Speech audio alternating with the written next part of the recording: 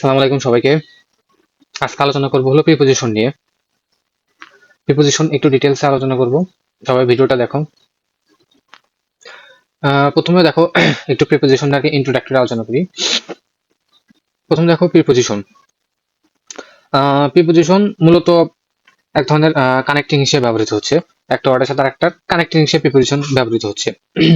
Preposition মূলত noun, তারপরে noun phrase বা প্রোনাউন এর পূর্বে প্রিপোজিশন বসতেছে। নাউন বা নাউন ফ্রেজ বা প্রোনাউন এর পূর্বে প্রিপোজিশন বসছে। অর্থাৎ যে শব্দটি নাউন, প্রোনাউন বা নাউন ফ্রেজ এর পূর্বে বসে অন্য একটি শব্দের সাথে যুক্ত করে তাকে বলতেছে হলো প্রিপোজিশন। যেমন দেখো, নাউনের পূর্বে হি লিভস ইন বাংলাদেশের থেকে ইনটা হলো প্রিপোজিশন, বাংলাদেশের পূর্বে বসছে। প্রোনাউন পূর্বে দেখো please write a letter to me, to যেখানে মি এর পূর্বে বসে টুটা হলো প্রিপোজিশন। নাউন ফ্রেজ এর পূর্বে দেখো she drove slowly down the hill track, এই যে দ্য হিল ট্র্যাক এর পূর্বে ডাউন বসেছে, ডাউন হলো preposition.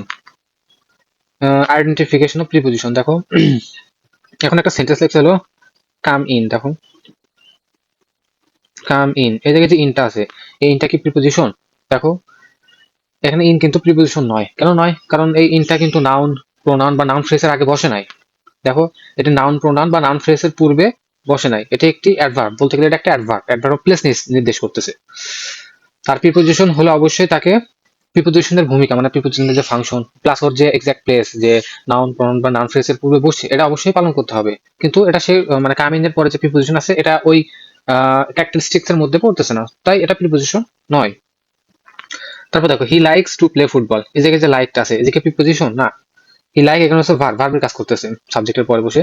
He is like a monster, এই জায়গায় দেখো এ মনস্টার এটা হলো একটা নাউন ফ্রেজ, নাউন ফ্রেজের পূর্বে লাইক বসে, এই জন্য এটা একটা প্রিপোজিশন।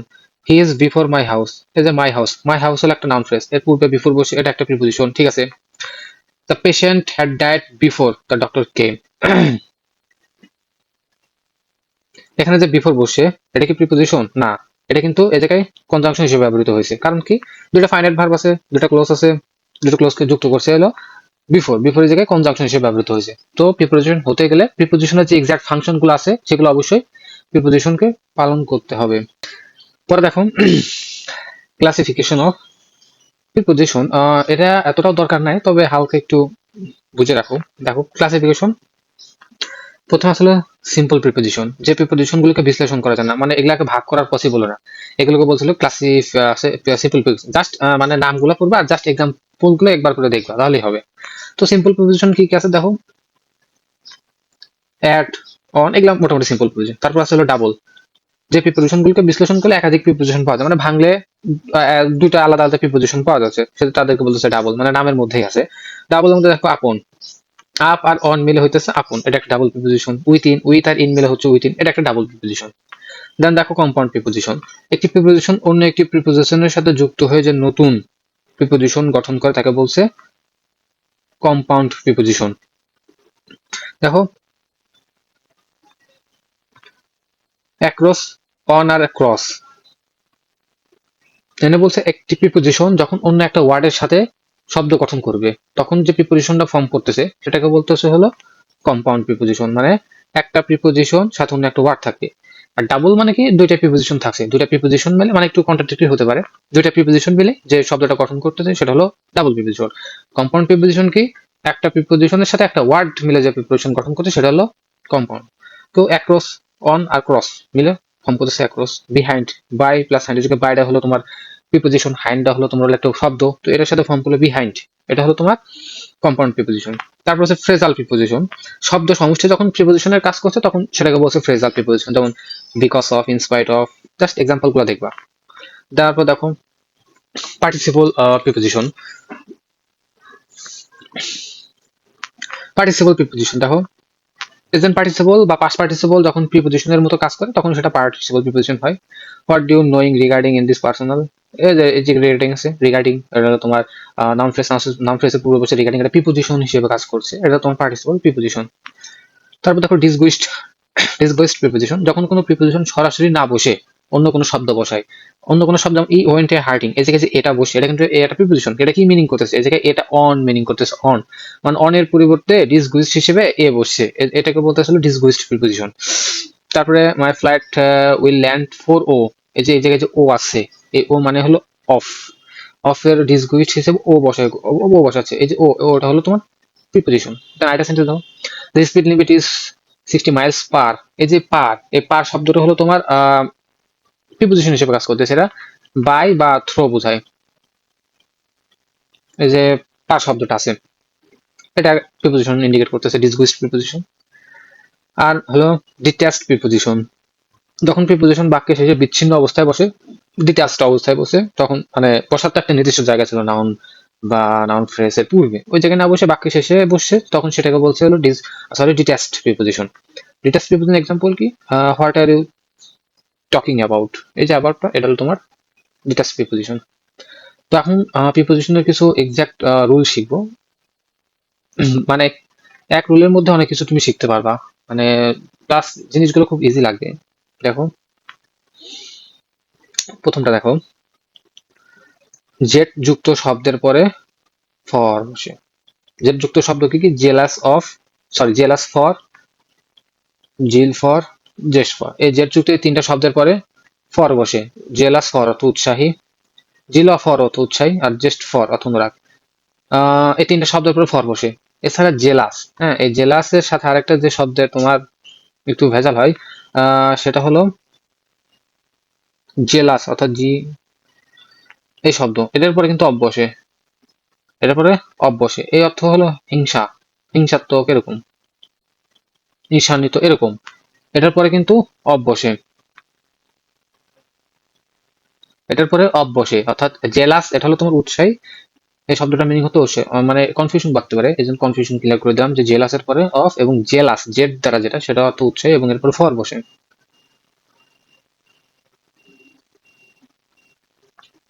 তারপর দেখো 2 নম্বর দেখো, মেইড, মেইড দেখো ইম্পর্টেন্ট আছে এটা, মেইড যদি কোম্পানি দ্বারা তৈরি করা বোঝায়, কোম্পানি দ্বারা তৈরি করা বোঝায় তাহলে হবে বাই, ঠিক আছে।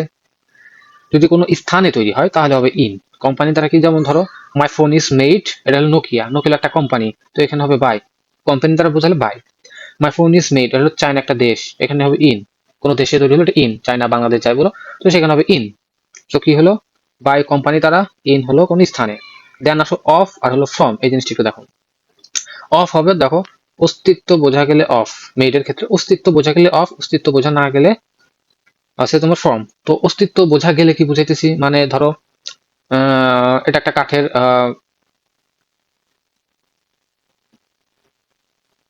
ধরো এটা একটা কাঠের টেবিল, তো এই টেবিলটা যে কাঠের, মানে কাঠ দিয়ে তৈরি করা গেছে, তৈরি করা হয়েছে কাঠ দ্বারা, ওই কাঠটা বোঝা যাইতেছে এটা একটা কাঠের তৈরি, অর্থাৎ এর অস্তিত্ব বোঝা যাচ্ছে। যখন অস্তিত্ব বোঝা যাবে তখন দিবে হলো তোমার অফ, আর যদি অস্তিত্ব বোঝা না যায় তখন দিবে হলো তোমার ফ্রম।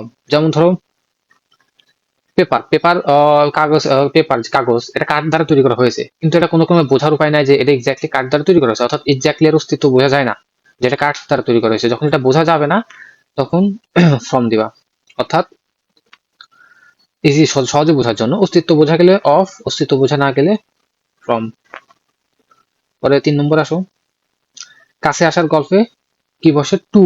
তো কাছে আসার গল্পে দেখো মানে এটা তোমার মানে একটা একটা শুধু সিম্পল শব্দ মনে থাকে, কাছে আসার গল্পগুলো টু, মানে এগুলা যে শব্দগুলো আছে এই শব্দগুলো প্রত্যেকটা অর্থই মানে বোঝায় যে কাছে আসতেছে এরকম কিছু, বা লেগে থাকে এরকমই কিছু, যেমন সিলিং টু, ক্লোজ টু, মানে শব্দগুলা এখানে তুমি চাইলে আরো অ্যাড করতে পারবা, মানে আমার কাছে যেগুলো ছিল সেগুলো আমি অ্যাড করে দিয়েছি, তুমি চাইলে আরো অ্যাড করতে পারবে, মানে কাছে আসার যে কাছে আসবে বা লেগে থাকবে এরকম যে শব্দগুলো আছে সব দুটো টু বসবে, দেখবা attach to, connect to, addicted to, devoted to, use to, adjust to, accustom to, habituated to, adhere to, add to. তো কাছে আসার যেগুলা গল্প সবই টু, বুঝছো।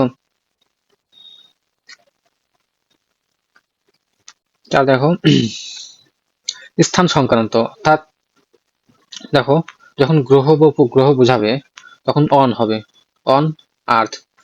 তারপরে দেখো ইন, মহাদেশ থেকে শহর, এগুলা বোঝালে তোমার ইন হবে, যেমন ঢাকা, এশিয়া, এগুলার পূর্বে ইন, শহরের ক্ষেত্রে মনে রাখো শহরের ক্ষেত্রে ইন।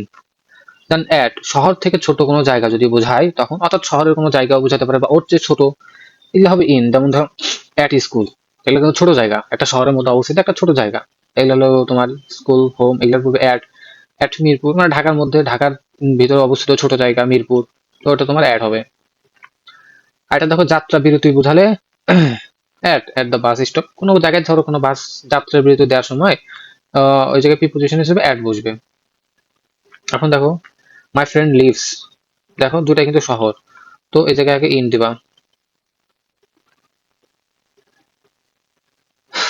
এখন দেখো my uncle leaves Betka Tangail, Tangail একটা জেলা, ঠিক আছে, এটা বোঝা যাচ্ছে।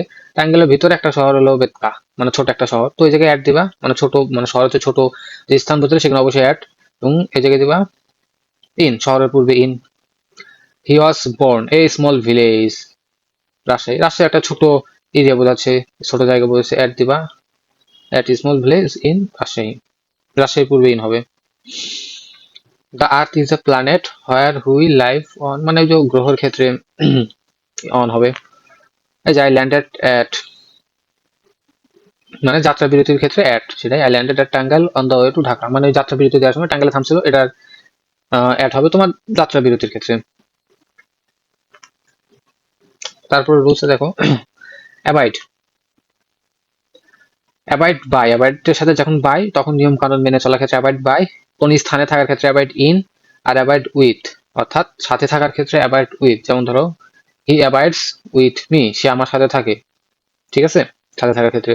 হি অ্যাবাইডস ইন টাঙ্গাইল, সে টাঙ্গাইল থাকে, কোনো জায়গায় থাকি সেখানে in. He abides by the rules, অর্থাৎ সে রুলস মেনে চলে, নিয়ম কানুন মেনে চলে, এই জায়গায় বাই হবে। তারপর দেখো যানবাহন, যানবাহনের ক্ষেত্রে দেখো যদি পায়ে হাঁটা বোঝায় তবে অন, অন হবে পায়ে হাঁটা বা অন ফুট। একটা জিনিস সেটা অন হর্স ব্যাক, ওই যে ঘোড়ার পিঠে যখন চড়ে তখন কিন্তু অন হবে, এটা মনে রাখো। ইনডাইরেক্টলি বোঝালে যে ঘোড়ার পাও দিয়ে চলানো বোঝাচ্ছে, এই জন্য অন হইতেছে।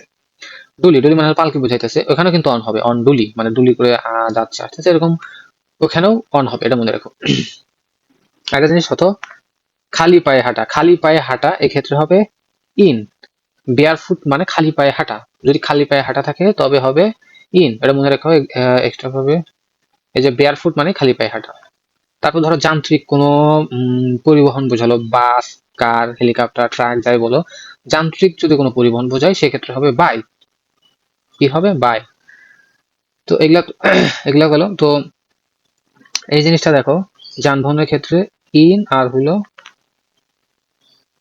অন, তো ইন, ইন তো বসবে, ঠিক আছে। তো দেখো একটা আছে, একটা লিখেছে ছোট যানবাহন, একটা হলো বড় যানবাহন। আর্টিকেলটা জায়গায় কমন, দুই ক্ষেত্রে আর্টিকেল থাকছে, আর্টিকেলটা কমন। ছোট যানবাহনের পূর্বে বসে হলো তোমার ইন, বড় যানবাহনের পূর্বে বসে হলো তোমার অন, ঠিক আছে।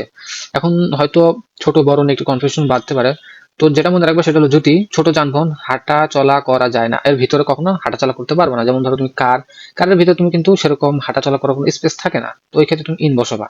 আর হাঁটা চলা করা যায় এমন যানবাহনের ক্ষেত্রে অন বসাবা, যেমন বাস ভিতরে হাঁটা চলা করা যায়, বা তুমি লঞ্চ এর ভিতরে ইজিলি, লঞ্চ ফ্রি এর মধ্যে ইজিলি হাঁটা চলা করতে পারতো।